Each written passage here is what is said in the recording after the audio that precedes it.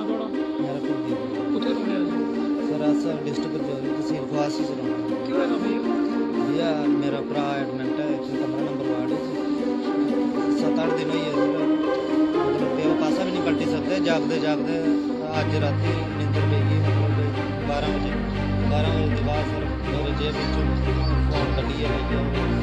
और एक नहीं फोन मेरा और भी जड़ियाँ मतलब बाटा 7 नंबर 11 नंबर भी 1.5-2 लाख की चोरी करिए बंदा राती बिहाड़ी सिक्योरिटी नहीं मतलब कि दिन कुछ अंदर जान नहीं देंगे सर मिलने वास्ते भी इ'यां राती पता सिक्योरिटी नाइट ड्यूटी भी होंदी होनी कुसै दी मतलब इ'यां पता नहीं उ'नें राती पता नहीं केह्ड़े टाइम नहीं 3-4 मोबाइल सर इत्थै मेरे नाल ही उ'नें कंप्लेन कराई है मेरा फोन चोरी होया सर फोने बिच फ्लिप्स वाला कवर था ਉਹਦੇ 'ਚ पैसे भी 4,000 हाँ बिल्कुल देखिए सर ਉਹਦੇ 'ਚ आया बंदा सर पहले आनी बैठ कर